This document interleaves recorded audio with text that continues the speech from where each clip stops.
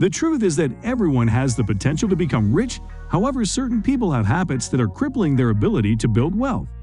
Luckily, if you can identify and correct these bad habits, then you can change your ways and build true wealth. Therefore, in this article, I will share with you 10 money habits that are keeping you poor.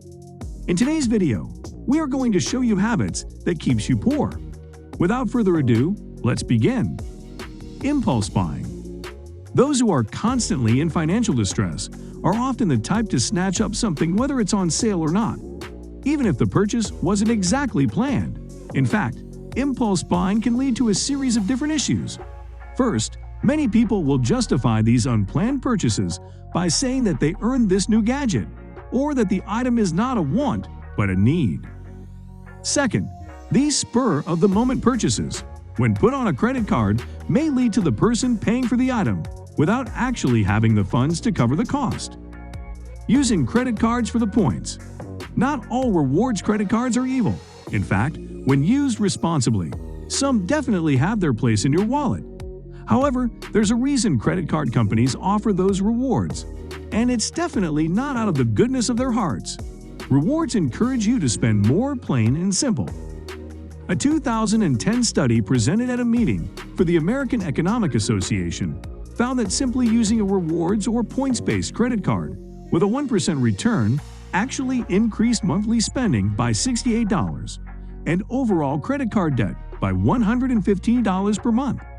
Suddenly, that pursuit of points doesn't seem so savvy. While you might score a little cash back on that purchase, many cards impose heavy restrictions. Keeping up with the Joneses. Real estate agents often say that it's better to be the worst house on the best street than the best house on the worst street. However, when your neighbors seem to have it all, the drive to be the best house on the best street can overshadow your spending savvy.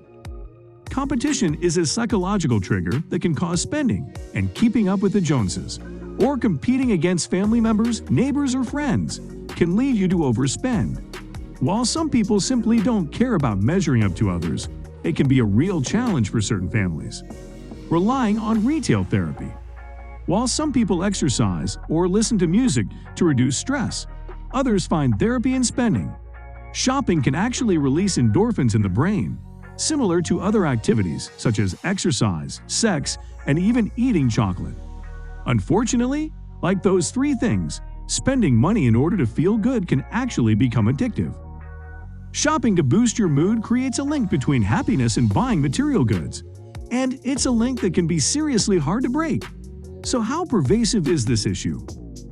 A 2016 study conducted by Ebates, the pioneer and leader in online cashback shopping, found that 96% of adults and 95% of teens participate in retail therapy, expecting a miracle.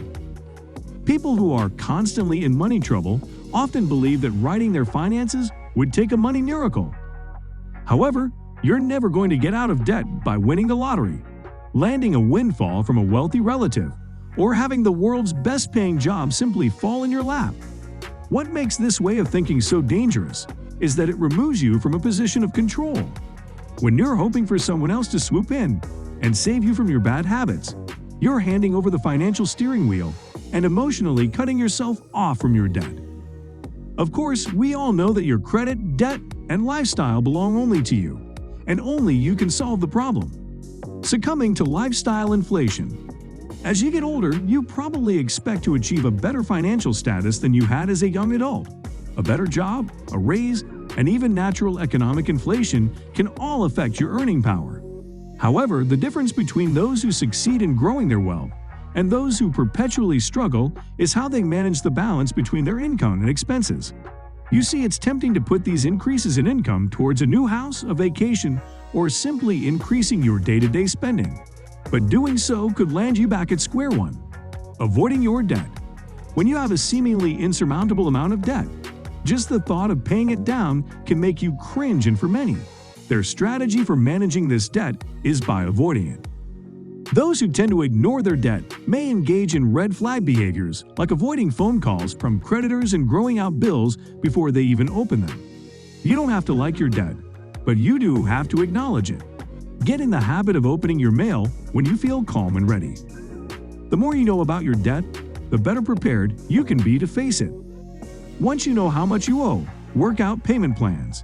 If you owe a lot to several different creditors, pay your utility and fixed bills first, and then focus on the account with the smallest balance.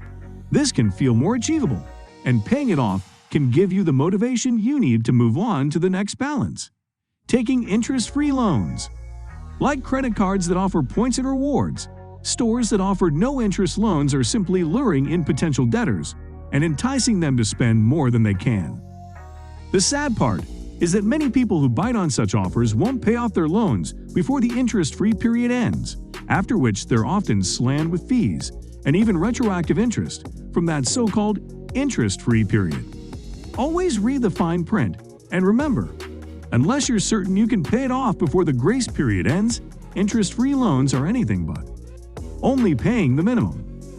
Paying the minimum every month doesn't mean you're getting out of debt. In fact, minimum payments are often calculated to be about 4% to 6% of your balance, which could mean you're not only staying in debt, but actually accruing more interest. When you open your credit card statement, remember that you owe the balance, not just the amount listed under minimum payment. Relying on only one source of income. For most people, having a sole source of income is a way of life, and this income usually comes in the form of a salary. Unfortunately, jobs aren't as secure as people perceive them to be.